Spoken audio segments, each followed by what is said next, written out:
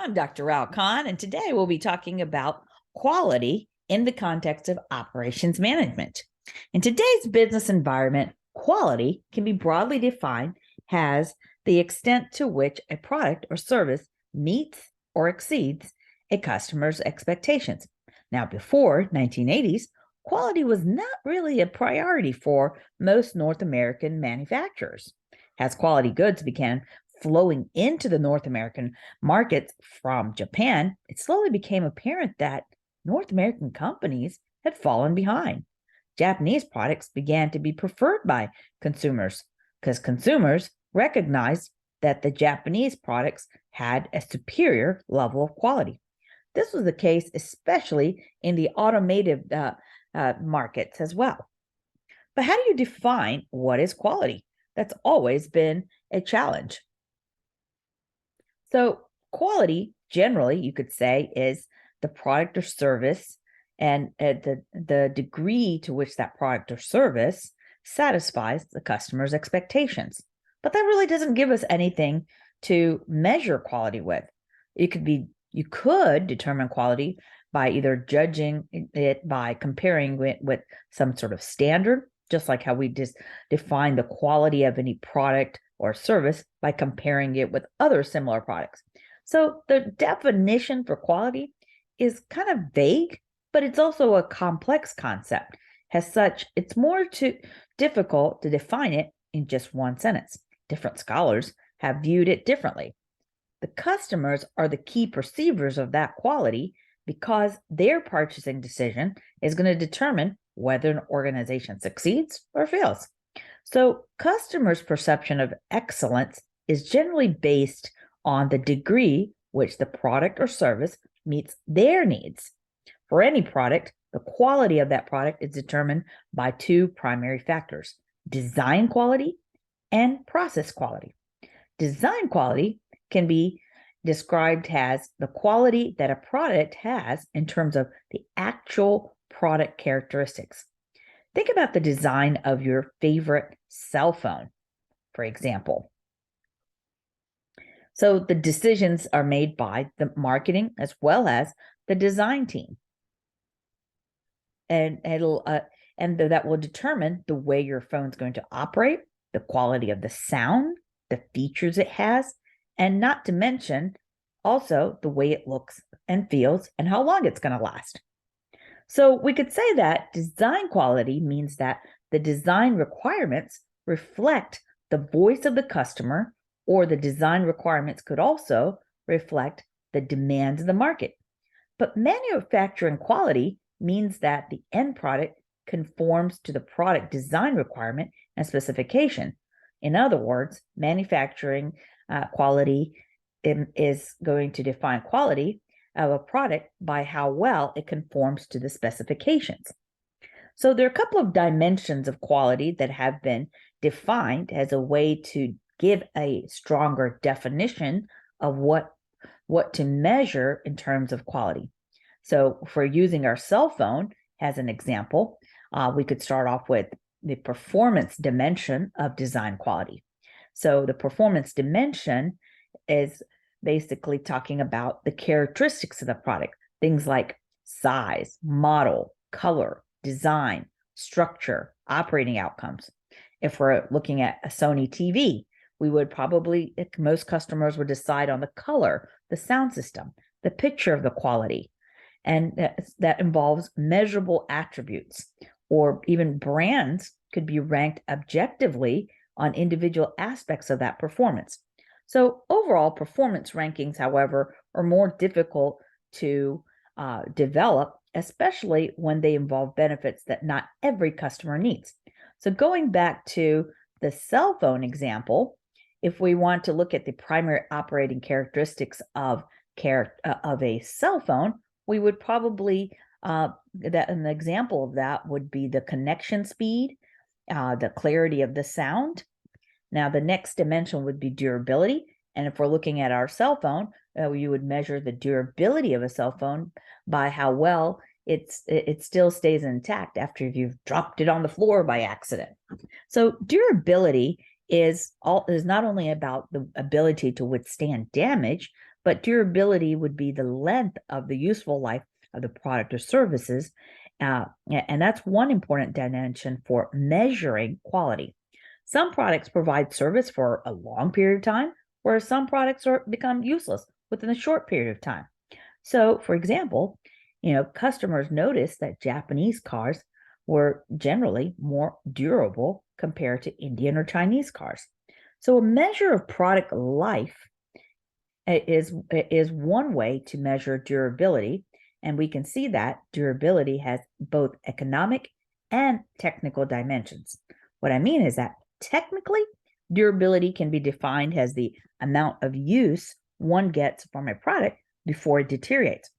Another way to look at it is it could be defined as the amount of use one gets from a product before it breaks down, and then you have no other choice but to either continue to pour money down the drain to repair it, or you could have replaced the product completely.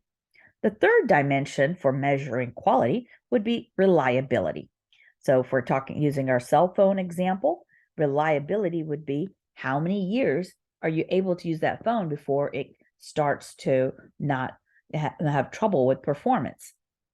So reliability is measuring how the consistency of the product performance within a specified time. In other words, a reliability would be a measure of the probability that that product would fail within a certain period of time or it would malfunction. So among the most common measures of their reliability are the mean time, the time from where it's working to the first time it fails.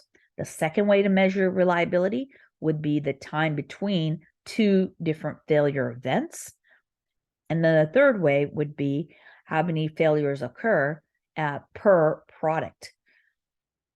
So because these measures require that the product be in use for a specified time, they're more relevant to durable goods than products or services that are consumed instantly. So consumable goods or perishable goods would not lend itself to being able to be measured on the basis of reliability. So there's a minimum probability of defects or breakdown of products within the specified time. The rate of repair and maintenance of such products generally tends to be rare. Suppliers have an idea about when it could break down.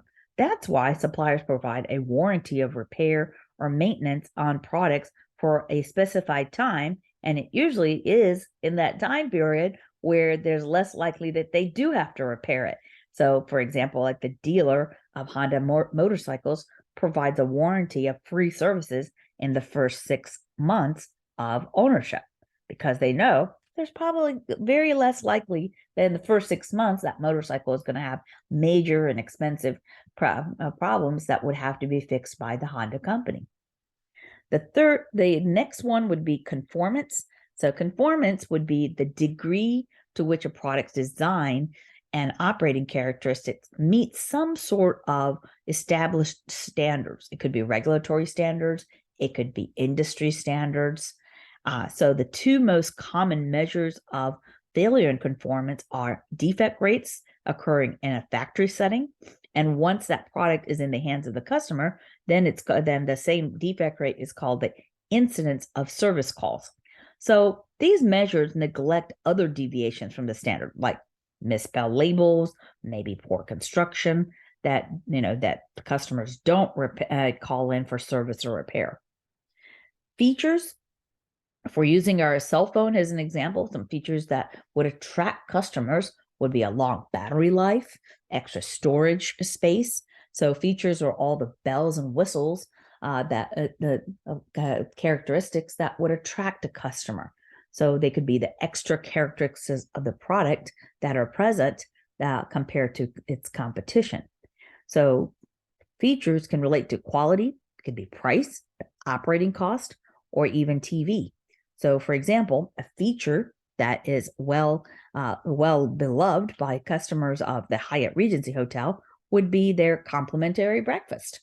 So if you have to choose between a hotel that offers breakfast and one that doesn't, most probably you're going to go for the breakfast one. Serviceability. Serviceability it refers to the speed, the courtesy, the competence, and the ease of repair. I would say Home Depot does serviceability best. Every time you shop through Home Depot, there's always someone who can give you some knowledgeable information about how to create a home repair, what kind of supplies you need, and they'll even help you make that selection decision and give you extra advice if needed, as opposed to if you go to a Menards, or Ace Hardware, you'll get I don't know, so which is not helpful at all. So you might not be an expert in that field, but the Home Depot's serviceability is that every aisle has a subject matter expert who's going to help you finish your project, as well as help you to get all the right materials to get you started. So consumers are now concerned not only about the product breaking down, but also about the time before service is restored, or even the timeliness in which the service appointments are kept, and the nature of the dealings with that service staff, and the frequency which service calls or repairs fail to correct outstanding problems. So in those cases where problems are not immediately resolved and complaints are filed, a company's complaints handling procedures are also likely to affect the customer's loyalty to that company, as well as how they're going to evaluate the product and service quality. Now, if we're talking about the service sector, it would be the courtesy and the competency of the services that where customers are facilitated that's going to earn their reputation and prestige on the market. Similarly, if we're talking about the manufacturing sector, the easy availability of repair and maintenance services helps to draw the attention of consumers. So, for example, American cars kind of went out in that sense because you don't have to order the parts from another country. Generally, most mechanics are going to have the part already stocked. If we're talking about a phone, then the serviceability would be, how easy is it fixed? Can we take it into like a Best Buy and get it quickly repaired, like a broken screen, or even if there's something with a SIM card? And that's exactly why it's very common to see a Sprint store or a T-Mobile store pretty much every corner of a block on the street when you're in downtown. So same day repairs, large network of locations are going to be things that would make a consumer feel more comfortable with their purchase. Now, reputation, which also is the perceived quality. So it's concerned with how consumers are going to evaluate that product or service. So quality can be conveyed through its market standing, the popularity of its brand name, even the reputation of that product.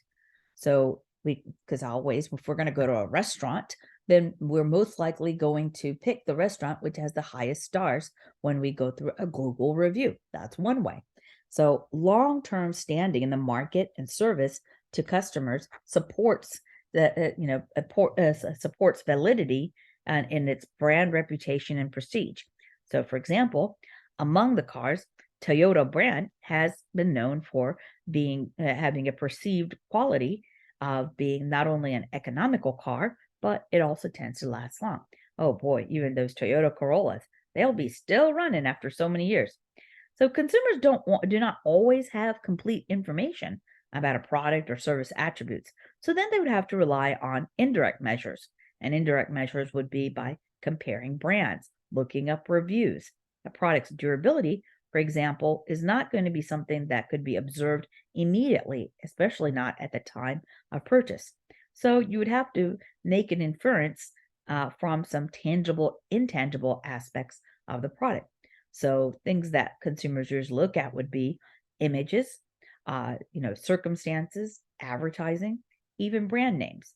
So inferences about quality rather than the reality of itself could be one criteria that would shape a consumer's perception about quality. Then lastly, aesthetics. If we're looking at a phone, we would probably look at the size of the phone. Is it bigger than your hand? Can you put it in your pocket? Is it very heavy? Is it something that has a nice color, and does it match most of your outfits, right? So it's the appearance of that product, the smell, the taste, the feel. This is a subjective dimension, And because it's so personal, it's quite difficult to compare. It's also a aspect of quality that is difficult to measure. So, because it's really a matter of personal judgment and a reflection of individual preferences. So, like the flavor and the texture of Baskin Robbins ice cream compared to a Dairy Queen. That would be also the creaminess of the ice cream, a gelato versus a custard versus an ice cream. Those are all part of the aesthetics because it involves the taste and the texture. But quality could also be defined in terms of perceptions from different industries or different scholars. So the concept of quality has been contemplated throughout history, and it continues to be a subject of great interest. Remember the story of the Titanic, the unsinkable ship that sank in 1912 because it crashed into an iceberg? Well, technically, Titanic was a luxury ship. It was fast. And it was highly competitive in this North Atlantic race and passenger route. The ship was made out of the finest steel. It even had a double-hulled bottom and automatic watertight doors that could be closed from the bridge. That coupled with some of those elegant features like a deep plush carpeting, a gymnasium, an automatic dishwasher, even a swimming pool. So, what I'm trying to say is that Titanic was absolutely a symbol of excellence. Yes, what was supposed to provide a pleasurable experience what for so many crews and passengers, well, the experience was nice, but it's still considered a failure. And so it was not a failure on the basis of quality, it was a failure in decision making. And because the captains decided to test it out by ramming it into an iceberg. And so the results were disastrous. People died, and it created a poor reputation for the Titanic. So it was not that the quality of the technology failed, it was a poor decision on the ship captain. But then again, you could also look at the Challenger incident that happened in 1986. The Space Challenger burst into flames like a few seconds right after it launched into space. That loss of that space shuttle was caused by a failure in one of the O-rings. And so there was investigation that went into find out, what caused the O-ring and so to fail. And it turned out it was actually a faulty design as a result of many technical factors. But the people who made the decision to launch the Challenger weren't aware of the problem with the faulty design of the O-rings.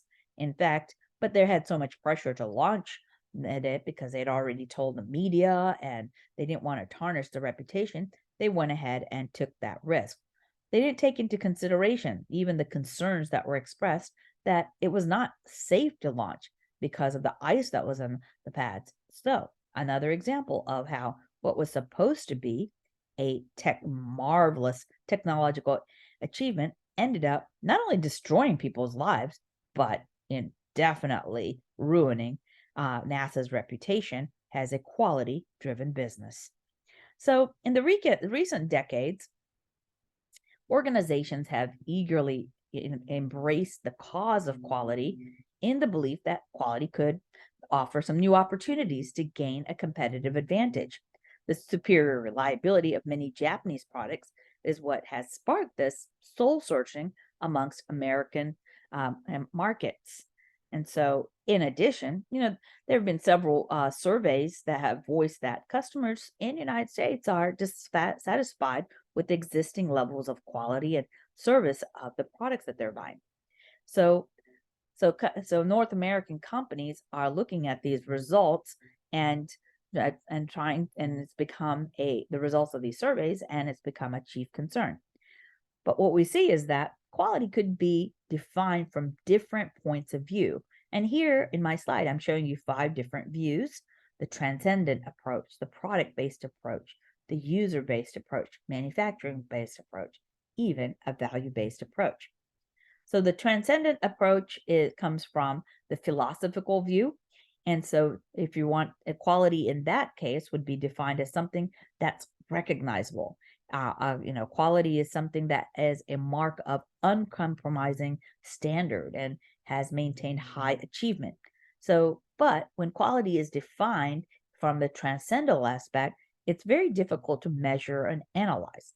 But a good example of a product that would meet the transcendental approach's definition of quality would be maybe a Mercedes Benz or a Rolex watch. The second perspective would be a product based approach to defining quality. The product based approach says that quality is results from having the right ingredients, the right product attributes. So the quantities of the product attributes, meaning that the higher the price, that would justify having higher quality. So an example would be measuring the quality of a laptop by looking at the type of microprocessor chip it has, because the microprocessor chip is going to determine the speed of the computer. The third approach is the user-based approach to defining quality. And so that one comes from the premise that different users may have different wants and requirements. So the user-based definition says that quality is determined by what the customer wants. In other words, the fitness of the intended use. Fitness of intended use is how well that product performs its intended functions. So in terms of user-based, if an example would be the choice between a Cadillac and a Jeep. If you're somebody who goes through rugged terrain, then you probably don't want to use a Cadillac. A Jeep would be the better option. Now, if you need a getaway car that's going to go sleep through the streets, then, I think from the movies, Cadillac would probably be the better option because you always see the bad guys shooting the cops and taking off in a Cadillac. Now, the manufacturing approach to quality says that is based on whether or not the product meets these internal laid standards, which are a result of the productivity goals of that organization. So, in other words, from the manufacturing sector, how well a product meets or conforms these specifications is what's going to determine quality. So, products are designed and manufactured according to some predetermined specifications. Those product specifications are determined by the designers of the product and services. So, quality control technicians can help you detect any deviations from those specifications. If we're talking about a service industry, then measuring quality may be a little bit more difficult. However, if you have a standardization of the processes or have a well-defined routine, then maybe it could be measurable. For example, like the McDonaldization of services, where all the food is prepackaged and it's done in an assembly line, and there's some defined activities within the flow of the work service activities. Then services could be subject to a standard operating procedure or models that would help you measure quality. Now, this view is going to consider the process of construction of the artifact. And it's going to also look at assess the degree that the product is developed right the first time. So the aim seems to be quality control and also the efficacy of the construction process as a measure of quality. Now, the last one approach would be a value-based approach to defining quality. And so value-based says that quality is defined in terms of a positive return on investment.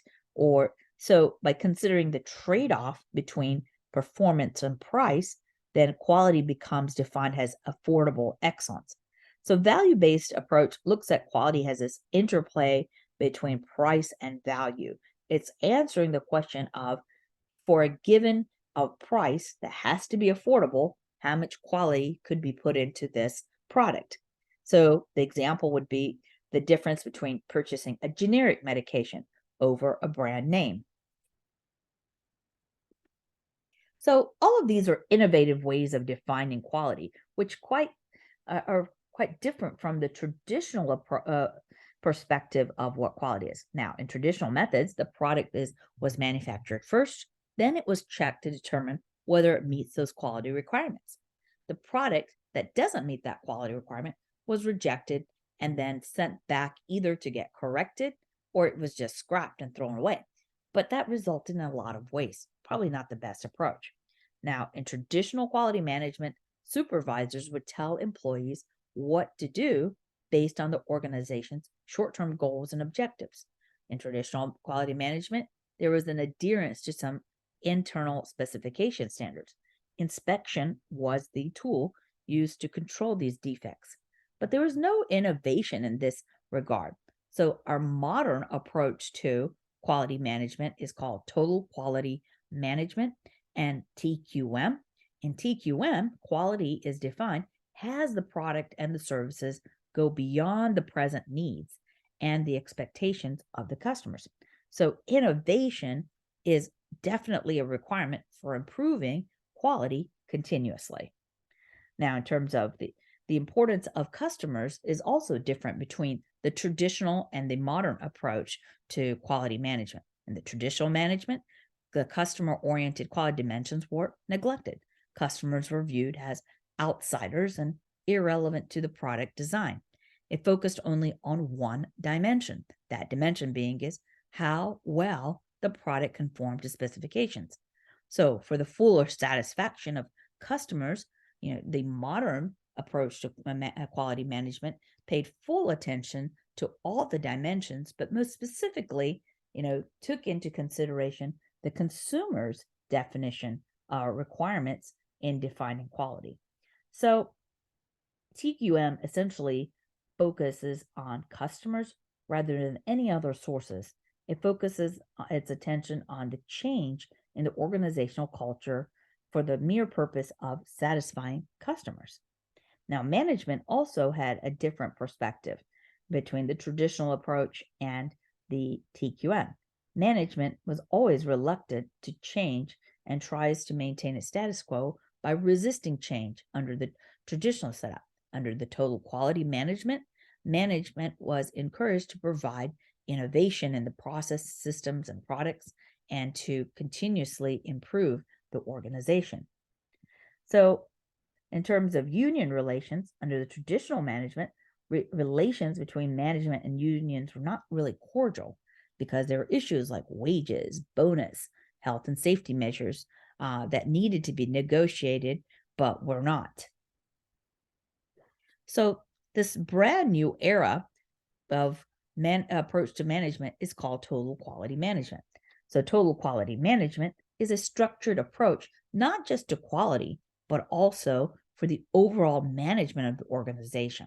The focus of this methodology is to improve the quality of the organization's outputs, including its goods and services, by continuously improving the internal practices.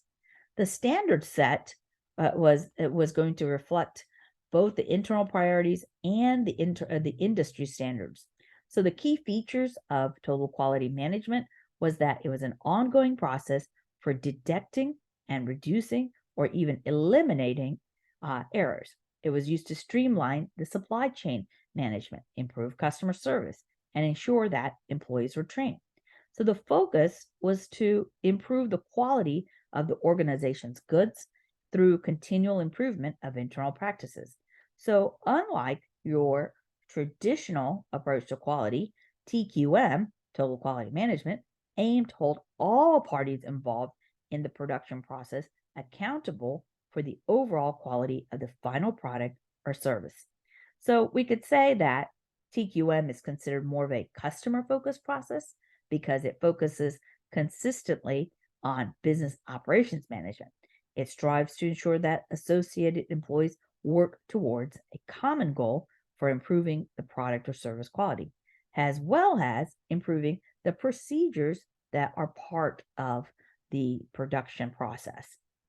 So there are a number of guiding principles that define total quality of management.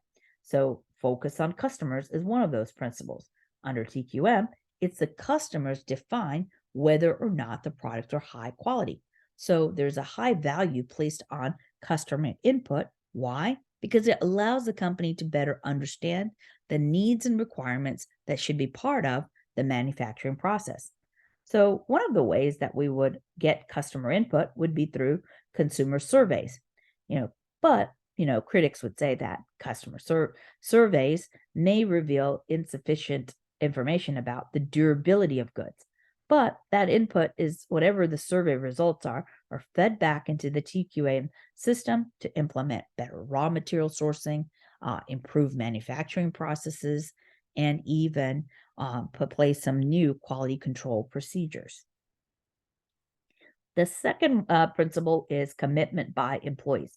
For TQM to be successful, employees have to buy into the processes and system. That includes, clearly communicating across the departments and leaders, things like what the goals are, what the expectations are, what type of constraints are in place.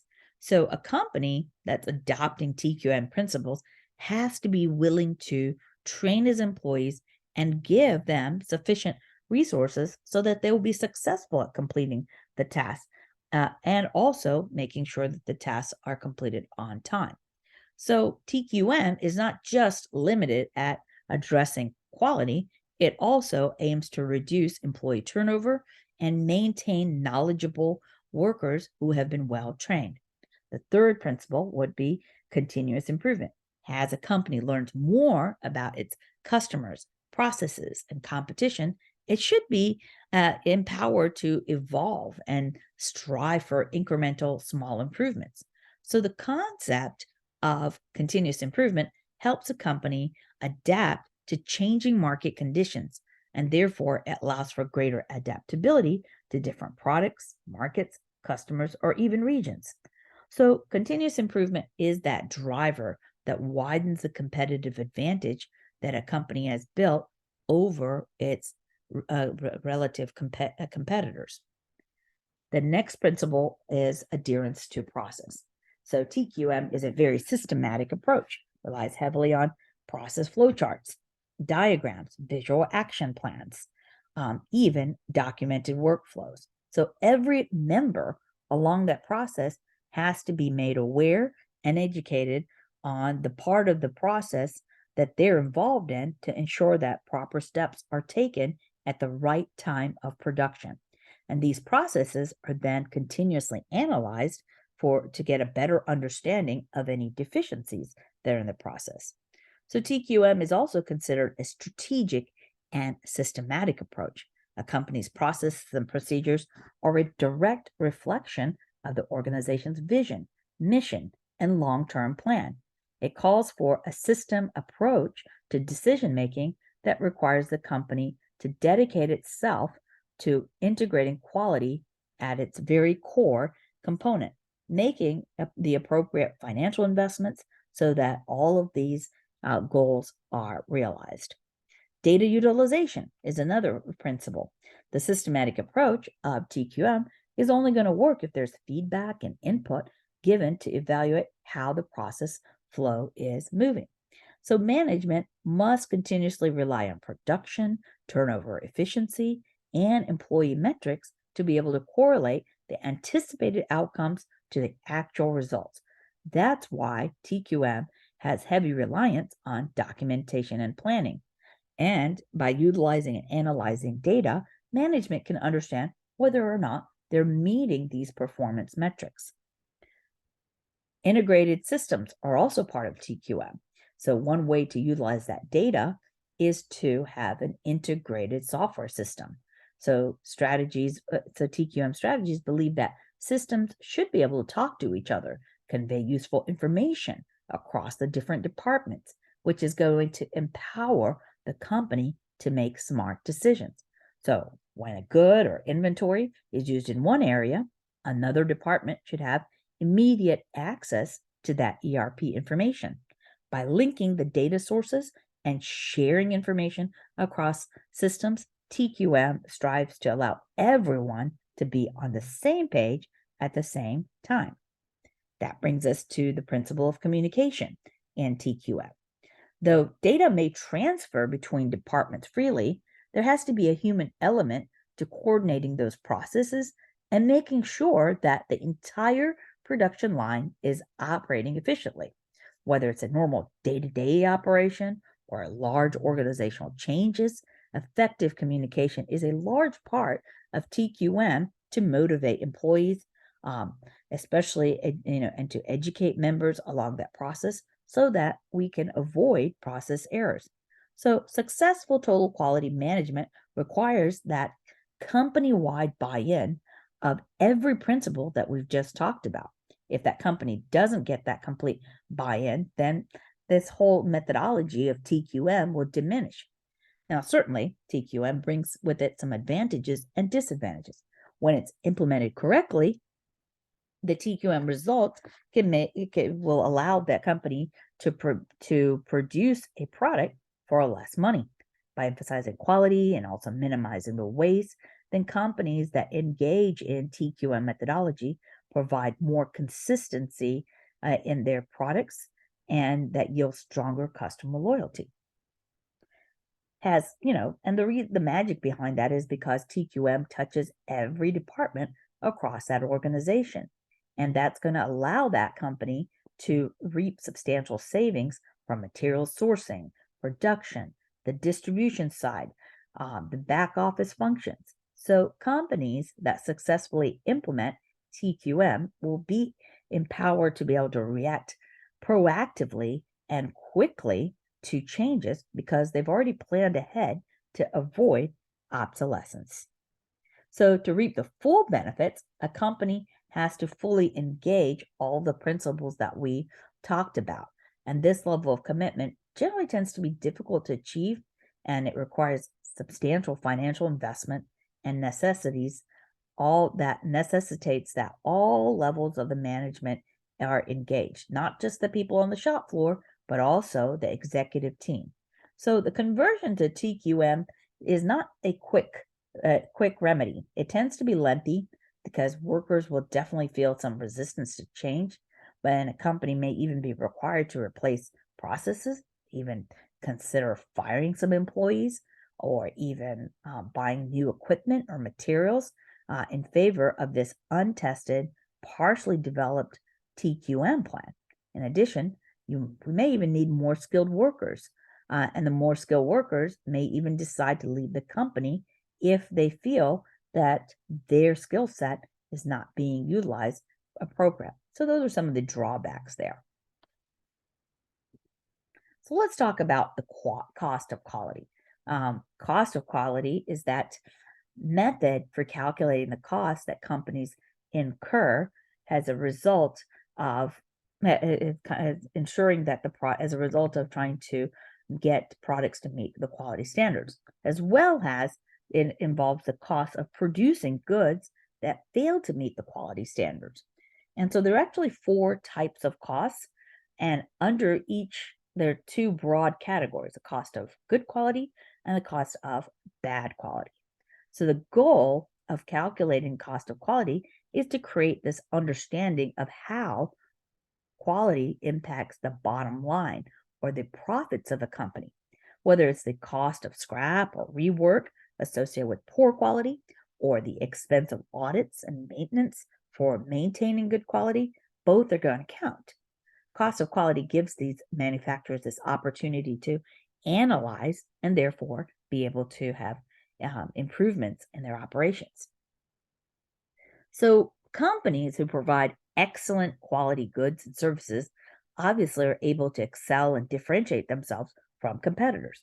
They also tend to be more profitable because their losses and extra costs due to poor productivity, rework, inspection, and scrap are going to be a lot less than their competitors.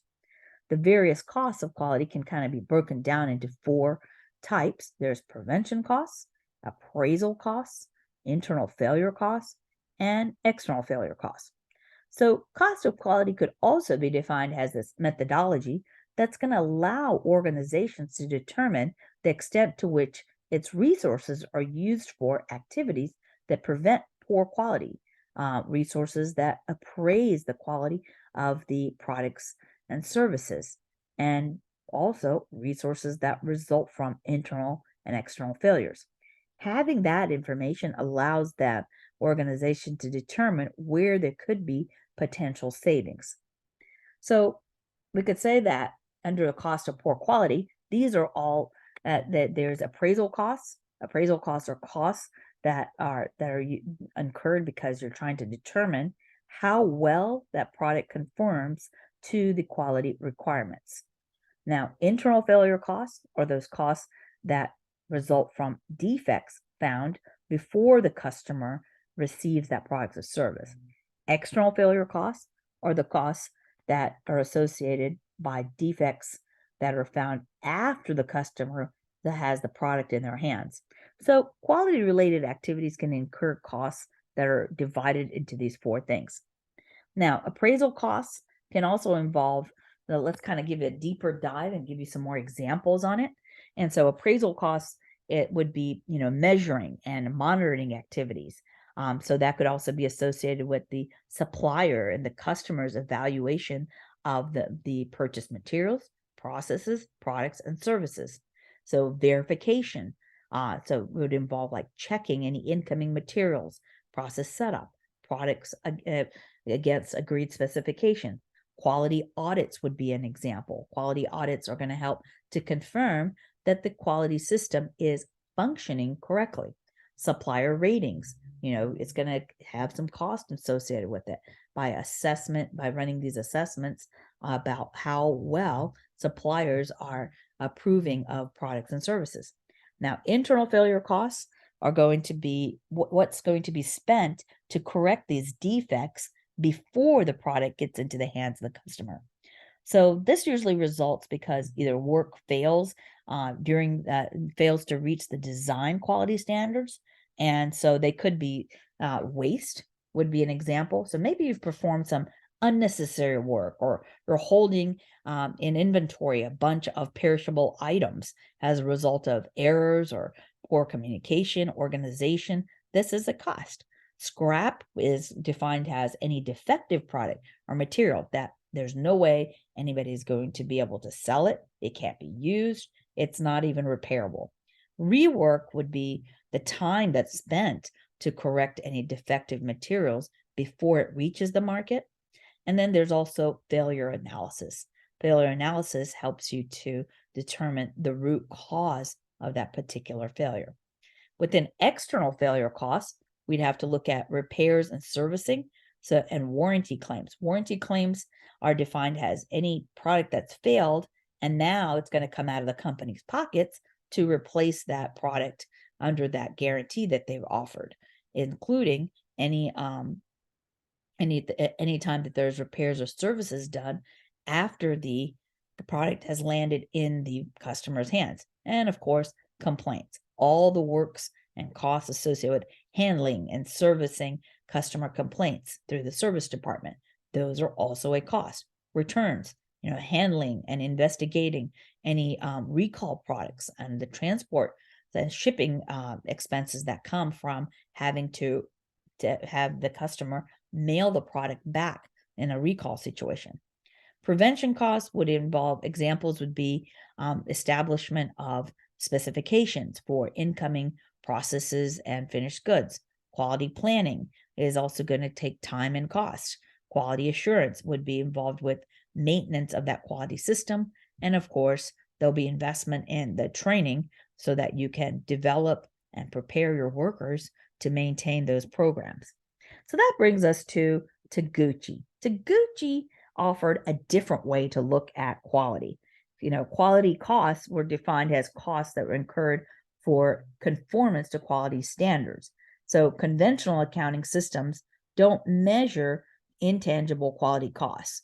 So they become what we call the hidden cost of quality. Some examples of the hidden cost of quality would be the customer dissatisfaction with a product or defect. So the hidden quality cost can be that major factor in the total cost of the quality. So Taguchi's method was completely different from how quality was approached. So Taguchi offered what we call as a quality engineering approach. And it really emphasized the role of research and development, and how research and development could contribute to the development of product design in a way that it would be focused on reducing the occurrence of defects and failures before the goods got into the hands of the consumer. So Taguchi method of quality control focuses on design and development to create efficient, reliable products. So he gauged quality as a calculation of the loss to society associated with the product. In particular, loss of the product was defined as any variations or deviations in its function, as well as these detrimental side effects that would result from the product. So loss and variation is a function that compares how each unit of that product differs in the way it operates. The greater the variance, the more significant the loss in function and more significant losses in quality. So by using Taguchi's quality engineering, it represented a monetary and a way to denote how usage of that product could be impacted by the product defects. And so there were two main principles of Taguchi's approach. It shares a lot of things similar with total quality management. It was based on two concepts: robust design and the loss of function. So Taguchi's loss of function was a statistical function. That's why it was better than previous definitions of quality, because now you could mathematically measure quality in terms of numbers. And so he stated that the quality loss of function was used to estimate the costs when the product or process characters deviated from a target value. And so he called this as a parameter design. A parameter design is the selection of a parameter level to make the process robust against environmental changes within a small variation. So to estimate these hidden costs, the Taguchi quality loss of function was proposed. Taguchi's approach was very different from the traditional approach of quality. In the traditional approach, if you have two products and one is within the specified limits and the other is just outside that specified limits, then the difference was considered very small. Although the difference is small, the product within the limits was considered a good product, while the one outside of the limit was tossed as a waste and as a bad product. Now, Taguchi disagreed with this approach. He believed that when a product moves from its target value, that move causes a loss, no matter if it falls inside or outside of a specified limit. So it's for this reason that Taguchi developed the quality loss function to measure to an exact science the loss that was associated with hidden quality costs. So the loss happens when variation causes a product to move away from its target value. So an example of the Taguchi method, say that we have, if a product is a precision drill that must consistently drill holes of an exact size in all the materials it's used, then part of its quality would be determined by how much the product units differed from those standards. Now, on the opposite side, Taguchi's quality of method has a different focus. It uses research and design to ensure that every product unit will closely match those design specifications and perform exactly what it was designed to do. So loss from a detrimental side affects a society speaks to whether or not the design of the product could inherently lead to adverse impact. So for example, if operating that precision drill could cause an injury to an operator because of how it was designed, then this would be a loss of quality in the product. So under the Taguchi method, work done during that design stage of creation would aim to minimize the possibility that the drill is crafted in a way that it could cause injuries to the operator. Now, the second part of Taguchi's methodology was robustness of design. So a robust design is an engineering methodology for improving productivity during that research and development so that high quality products can be produced quickly and at a low cost.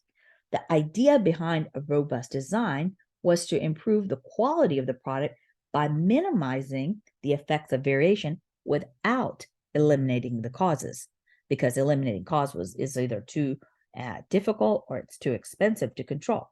So Taguchi's method was kind of an offline quality control method that could be instituted both at the level of the product design stage, and it could be instituted at the process design stage to improve the product manufacturability and the reliability of making products that are insensitive to environmental conditions and component variations.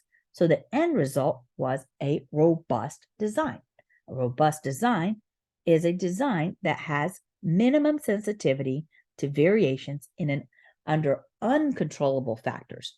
And so to minimize loss, the traditional approach was to monitor the process variables during the production, adjust the process to reduce those manufacturing imperfections so that the response parameters would fall within some specified tolerance. Now, the traditional method adds cost to the manufacturing process, but it doesn't necessarily improve the product quality. Now, Taguchi's approach was different. His approach was that the average response had needed to be adjusted and that the variance must be reduced for the purpose of minimizing loss. So reducing the variation was accomplished by the product and the process engineers who would use like quality control techniques. What are quality control techniques? They would adjust the average responses that were realized by process and production engineers during it. And so within the Taguchi philosophy, both quality improvement methods are considered. However, building quality into the product, into the design stage was the ultimate goal, whereas in the traditional method, the product variation, correcting the product variation was not done until the end of the product development. Whereas Taguchi suggested, let's build quality in the early stages of product development, right at the design stage. So to achieve these product quality by design, he suggested that we should have a 3-stage process in the product design. So it would start off with the systemic design. And so systemic design was at the concept stage, and it applied that it said that it was applying. So at the systemic design, we'd be using engineering and scientific principles together with experience or past history to come up with to conceptualize what the product should look like and how it should function. Then we would move into what we call a parameter design, which would involve optimizing the processes. And then you would have the tolerance of design, where you start tightening the tolerances on the products and those parameters and fluctuations that would cause variation. So it should be stressed that this should only be done if those results obtained during the parameter design stages were not satisfactory. So in industries, so in a lot of industries, that's where the cost of poor quality comes is a loss. That's probably one of the things that sets the difference between companies that are going to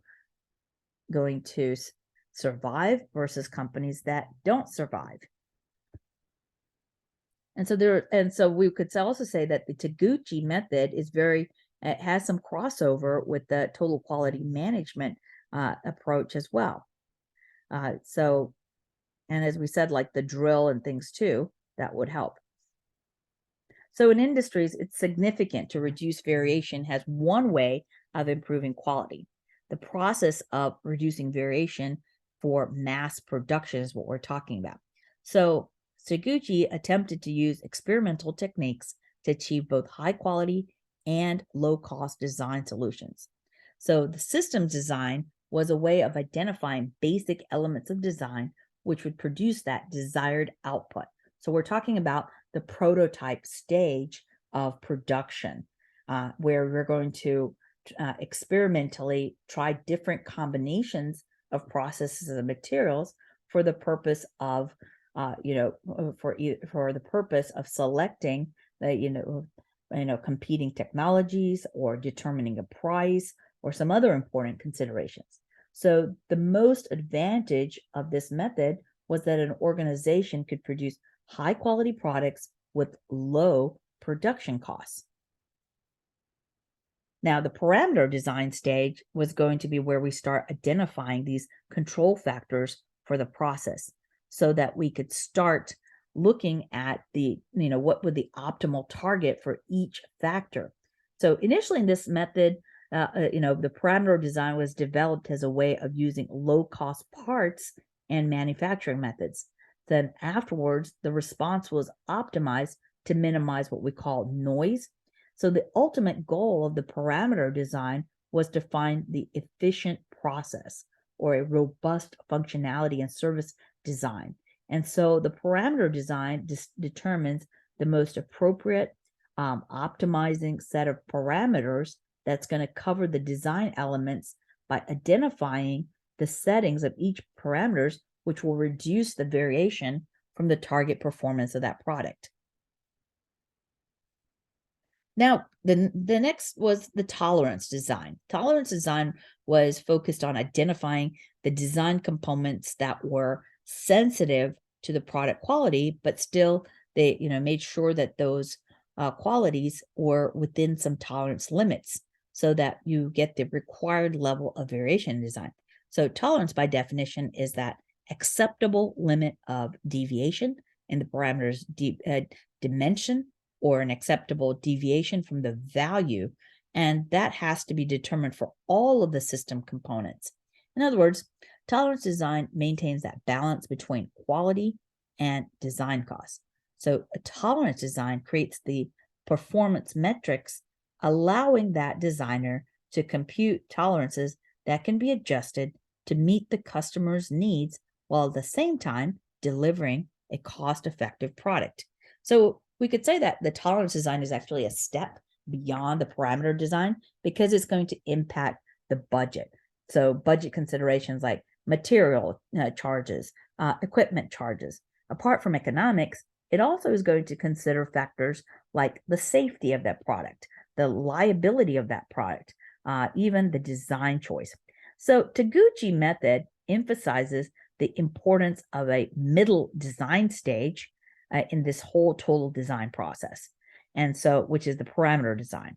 So the parameter design was a stage that was often neglected in the traditional design practice, and so this methodology involves identification of the parameters that are actually under the control of the designer and establishes a series of experiments to determine the subset of the parameters that are going to have the greatest influence on the performance and also influence any design variations. So the designer is able to identify any components that could impact the outcome of the process. The second related aspect of the Taguchi method, again, going back to his loss of function, was that increasing loss for producers and loss for society at large. So the greater the deviation, the greater the loss. The concept of loss being dependent on variation was well established in the design theory, and at the systems level is kind of related to the benefits and costs associated with dependability. So variability inevitably means waste of some kind, but operation managers also need to realize that it is impossible to have zero variability. The common response has been set not only as a target level for performance, but also a range of tolerance about that which target represents an acceptable performance. So if the performance falls anywhere within a range, it's regarded acceptable, while if it falls outside of that range, it's considered not acceptable. And so Taguchi method suggests that instead of the implied step function of acceptability, he's saying that let's have a more realistic function that's based on the square of the deviation from the ideal target. In other words, customers and users will get significantly more dissatisfied as performance varies from the ideal. Now, of course, there are critics of Taguchi's loss of function, and that the form of the loss of function can be regarded in most cases as being realistic than a step function. And so the Taguchi method may not provide a bit, better design solution than obtained by conventional means has been the pushback. However, critics often miss the point that Taguchi methods are not just a statistical application of design of experiments. His methods included both the integration of statistical design of experiments into a wider, more powerful engineering process. And so the methods were often applied by technicians on Japanese manufacturing floors to improve the product and processes. So the goal was not just simply to optimize some arbitrary function, which is now how Westerners regarded it then, but rather to reduce the sensitivity of the engineering design to uncontrollable factors.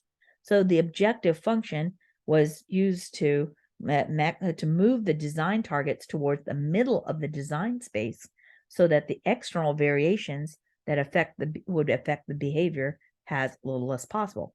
And so as a result, you'd be able to have larger reductions in both in the parts of the product as well as the entire product itself. So that brings us to the different types of tools that are part of the total quality management. So in quality improvement initiatives, the collection and evaluation data is a critical step.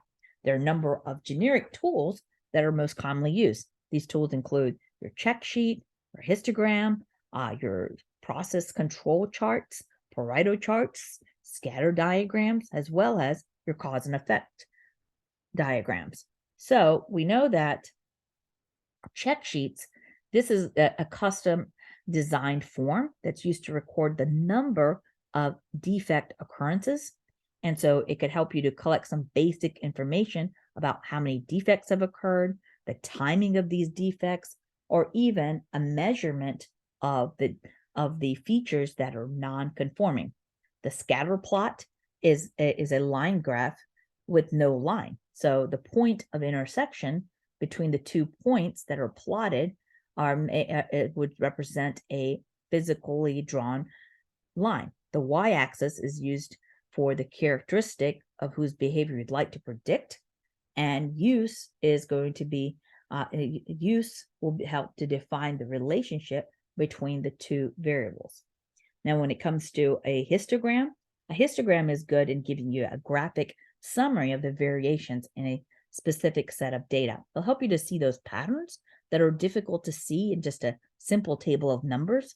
It'll help you also to draw some conclusions about a specific data set. So an histogram is best when there's a continuous variable that's clustered into categories and that the value of each cluster is plotted to give you this series of bars. So it's good for giving you frequency data. It's going to tell you how frequent does a certain defect occur. And so if you have a skewed distribution in the set of product measurements that are within the specified limits. So without some form of graphic, the kind of problems would be difficult to identify and recognize. Then that brings us to the quality function deployment, which is also one of the Taguchi methods. So quality function deployment, as you can see, it has a couple of different measurements there. It's going to look at customer needs, competitive comparison, and at the top, it's going to look at correlation and measurable characteristics there. So the quality function deployment is going to be stemming off is another step forward with things too. So it's a valuable tool that's going to help you in designing products or processes based on customer requirements. And so this QFD is actually a methodology for carefully listening to the voice of the customers and then responding to those needs and expectations. And so this tool is good for helping you to organize those customer needs. So then you can take the customer needs and translate them into a technical product design. Once those customer expectations are determined, then this QFD tool can link the voice of the customer to the internal processes of the company. So it's not just a quality tool, it's also a very powerful planning tool. And it does give you some benefits. So, for example, yeah, it's a powerful prioritization tool. It'll combine several different matrices into one house-like structure. It's also a customer-driven process for planning products and services because it starts with the voice of the customer and then and creates that foundation for setting the requirements. It's also it provides documentation of all the decisions that are made through the production process. So we could say that QFD helps you to translate customers um, customer subjective requirements into something that's more measurable with performance metrics and things, and it offers more specific specifications. It's also going to help you to prioritize any product specifications when you're making that decision to trade off, and it's based on the customer weightage. Now, the next one would be Pareto tool. So Pareto charts are a special type of bar chart. They're going to show you the number of occurrences of a particular defect that's going to be ordered from the highest to lowest. Now, the x-axis is going to represent that design feature. The y-axis is the number of times that defect was recorded. So in addition, you can see that there's a cumulative percentage line, which is going to show the 80-20 rule.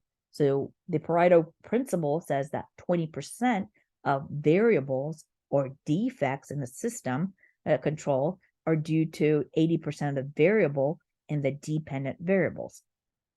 So the y-axis corresponds to that percentage of this line. So in the management quality, managers should allocate resources to rectify the most frequently occurring problems.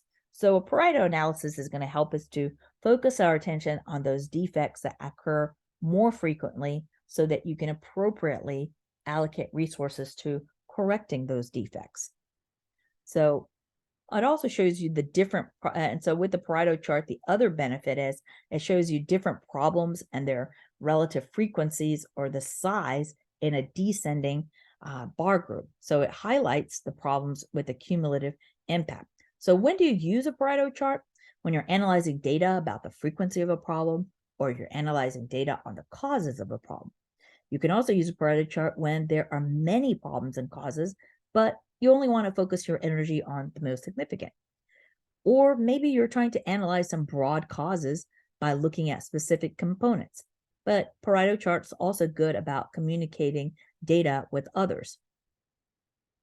This brings us next to the cause and effect diagram, which is also referred to as the Ishigaki diagram or the fishbone diagram. The cause and this diagram is best for analyzing process dispersion.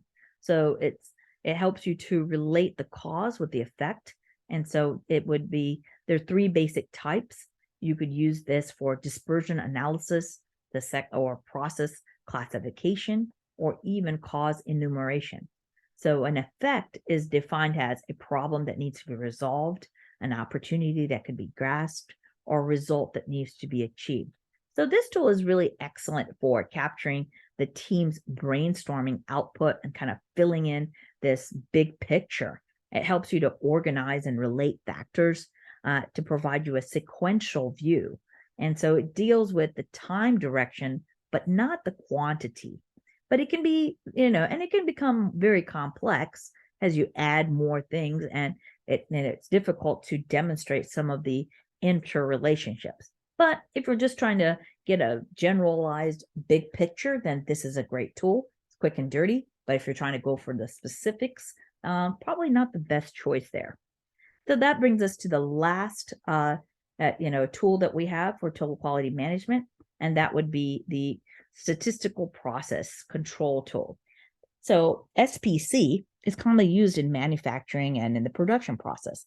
Helps you to measure how consistently a product performs according to those design specifications. And by achieving consistent quality and performance, some of these benefits that are realized would be a reduction in the scrap, less rework happening, even reducing the loss by paying out warranty claims. So control charts are a method of or graphs or a chart that's used to study how those processes are changing over time. Using statistics, the business and manufacturing processes are analyzed for being in control. They enable the control of the distribution of variation rather than trying to control each individual variation. And so using upper and lower limits and tolerance limits, you're able to make calculations for a process, and the sampled measures are regularly plotted about the central line between two sets of limits. That plotted line is going to correspond to the stability or the trend of the process. And so action would be taken based on that trend rather than each individual variation. So this kind of prevents an overcorrection or an overcompensation for something that's a random variation. Or when I say random, I'm talking about maybe it's just a fluke change that happened, but you don't want to spend a whole bunch of time on something that's just a fluke, right? You'd rather spend your time on something that is constantly a constant error that keeps repeating itself. So you could say that using control charts, you'd be able to study how, what is in control. And then you could also, and so processes are going to be monitored and adjusted so that you can ensure quality and that you're continuously improving that performance. And so typically, it lends itself best for technical processes that have like feedback loops or industry level controls, even chemical processes where you're trying to achieve that consistency. So that concludes our discussion for today, and thank you all for joining me. And until next time, until next time, keep thinking about operations management.